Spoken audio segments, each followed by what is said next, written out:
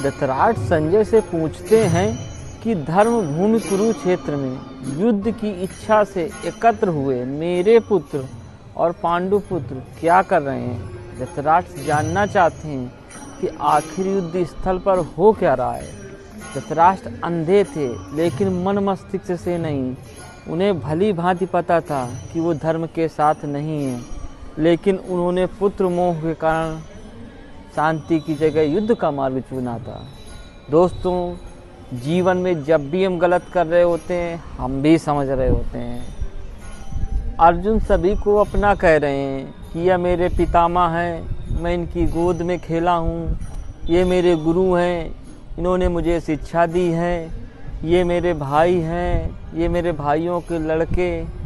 इन सब से युद्ध करने से अच्छा है मैं संन्यास का मार्ग पकड़ लूँ और घर घर जाकर भिक्षा मांग कर जीवन यापन कर लूँ। उसी जगह धृतराष्ट्र क्या कह रहा है, मेरे पुत्र और पांडु पुत्र। एक राजा के लिए सारी प्रजा पुत्र के समान होती है।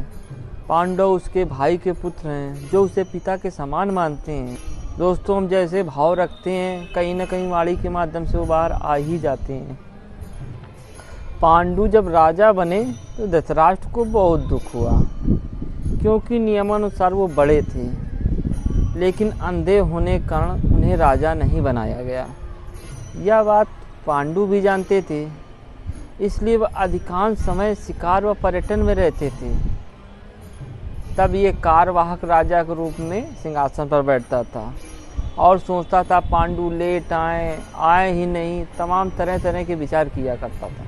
कुरुक्षेत्र को धर्म क्षेत्र कहा गया है। देखो, कौरव और पांडवों के पूर्वजों में एक कुरु नाम के राजा हुए थे और वे अपने जीवन के अंतिम दिनों में तपस्या करने जंगल चले गए थे, और जिस स्थान पर उन्होंने तपस्या की थी वह और उन्हीं के नाम पर उस क्षेत्र का नाम कुरुक्षेत्र पड़ गया।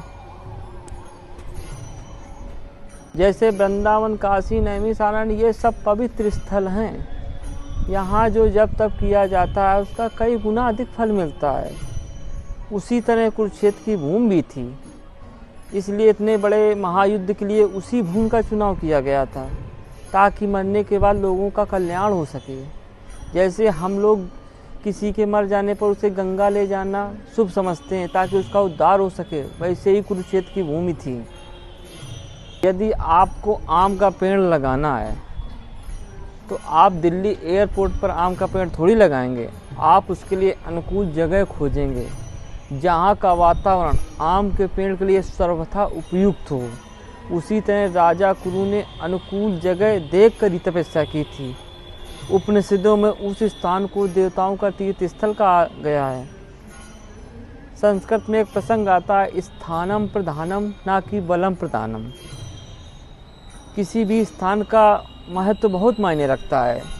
जैसे कोई सर्प शिवलिंग से लिपटा हुआ है तो लोग उसकी पूजा करते हैं, अगर वही रोड पे मिल जाए तो लोग उसे मार डालेंगे। यहाँ आप धृतराष्ट्र की मानसिकता को देखें।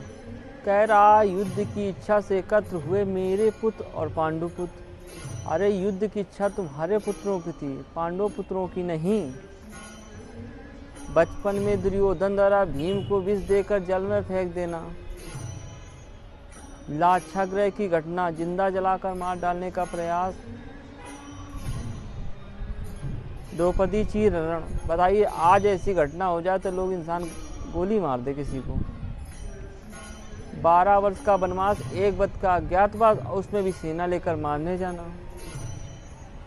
कृष्ण का शांति दूत बनकर जाना, 5 गांवों की मांग करना, तो उनको भी बंदी बनाने का प्रयास करना। आप बताइए, युद्ध की इच्छा किसकी थी और मजबूरी किसकी थी?